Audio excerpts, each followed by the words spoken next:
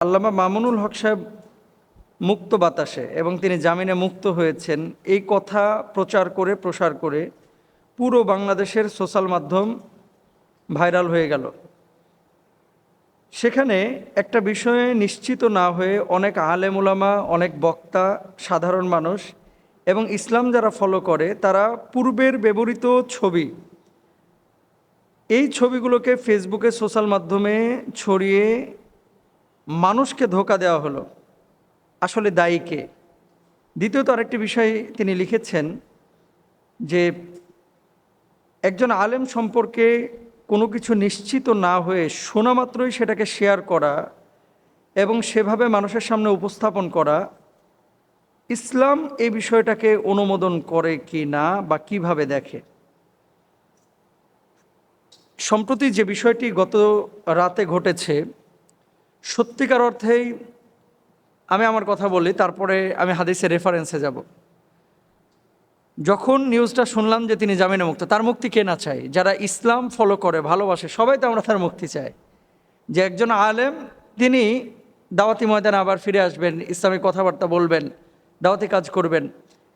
যেমন আমি চাই এদেশের কোটি কোটি তৌহিদি জনতা যারা ইসলাম মানে, ভালোবাসে, তারা সবাই চাই, আমরাও চাই।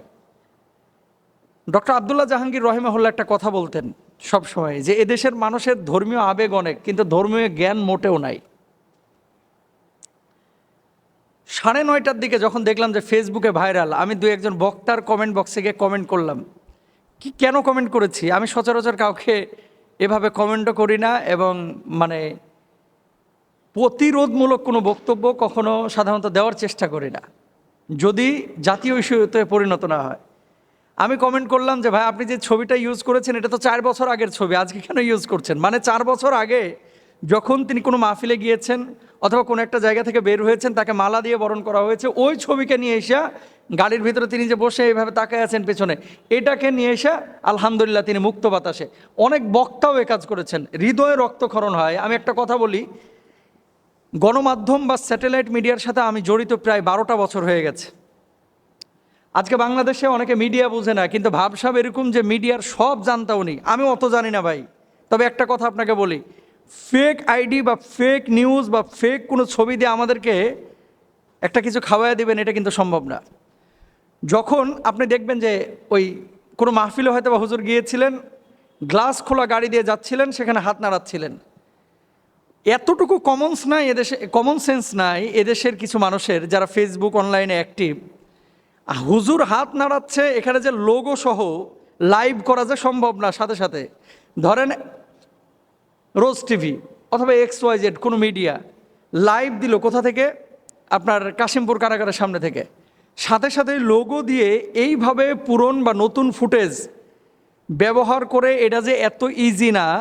আর একটা ছবি যখন আপনি দেখতেছেন যে এখানে ঘোলাটে একটা ছবি বের হয়েছে, তারপরে এখানে গাড়ির মধ্যে যেই জোয়ারটা, এরা আশপাশে কাশিমপুর কারাগারের কোনো কিছুই নাই, এরকম একটা লোগোযুক্ত পুরনো ছবি পাইলেন আর ধুমায়া শেয়ার করলেন যে তিনি বের হয়ে গেছেন, এই যে হাত নাড়াচ্ছেন।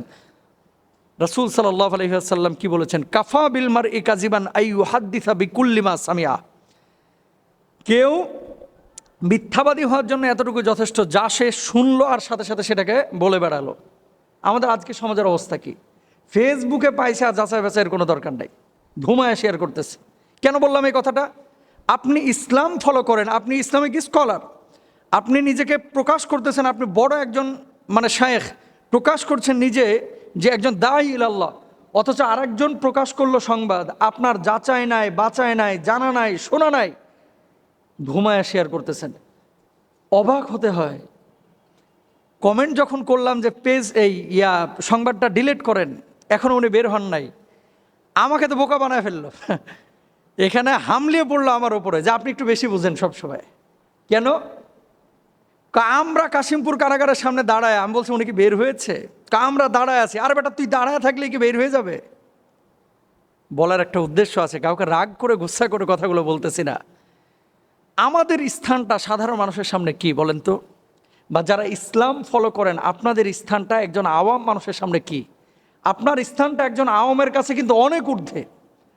একজন রিকশাওয়ালা মিথ্যা বলতে পারে, একজন ফকির মিসকির মিথ্যা কথা বলতে পারে, একজন জেনারেল শিক্ষিত সুদখোর ঘুষখোর সে মিথ্যা বলতে পারে, একজন আলেম মিথ্যা বলতে পারে না। একজন আলেম হিতাহিত জ্ঞান হারাতে পারে না যাচাই বাছাই ছাড়া। যেখানে পরিবারের সদস্যরা বলতেছে এখনো বের হয় নাই।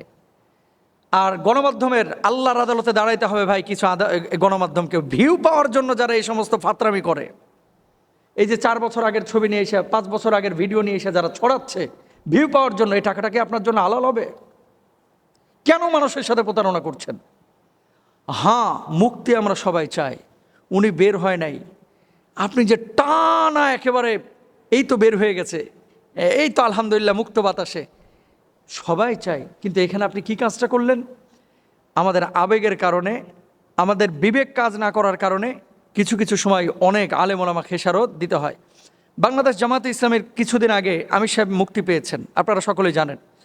জামাতের সমর্থক কি বাংলাদেশে একেবারে কম? হেফাজতের চাইতে তো মানে 2 দলেরই আছে মানে জনসমর্থন। তো আমিরে জামাতের কি ভক্ত অনুরক্ত ছিল না? কয়জন গিয়েছিল জেল গেটে? 5 জন 7 জন। আল্লামা মামুনুল হক সাহেব মুক্তি পাবেন, আমাদের হৃদয়ের চাহিদা, এবং দোয়া করে আল্লাহ তাআলা মুক্তির ব্যবস্থা করে দেখ, তাড়াতাড়ি আমাদের মাঝে ফিরে দেখ। সব আলেম ওলামার মুক্তি আমরা চাই। কিন্তু মুক্তি এখনও পাই নাই, আপনি লাইভ দিয়ে এখানে 10,000 মানুষ জমা করে ফেললেন। স্বাভাবিকভাবে রাষ্ট্র তো চিন্তা করবে, এটা আমাদের ভেতরের কথা, হৃদয়ের কথা, যে এই মানুষটার এখনই যদি 10,000 মানুষ জমায়েত হয়ে যায়, এরা মুক্তি দিলে পরবর্তীতে বাড়িতে যাওয়ার পরে এই যে মাহফিলগুলোতে যাবে, যে ময়দানগুলোতে যাবে, এই ময়দানের অবস্থাটা কি হবে? স্বাভাবিক না?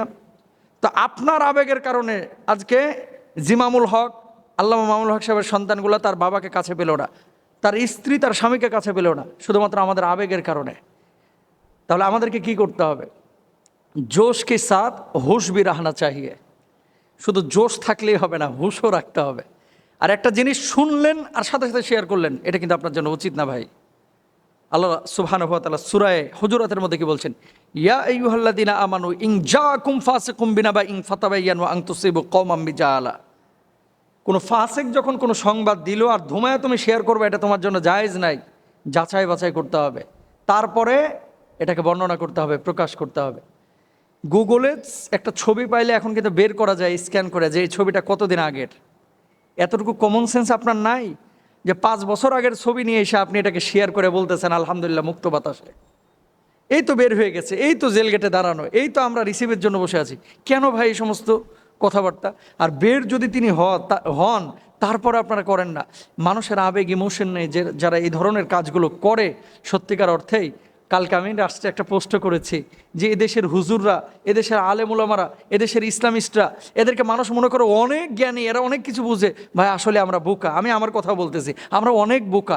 এই বোকা না হলে একটা নিউজ যেটা কোনো বাস্তবতায় নাই, বেরই হন নাই, শুধু এই একজন লাইভ দিয়েছে, এই লাইভ থেকে মনে করেন গোটা দেশ একেবারে ম্যাসাকার হয়ে গেল।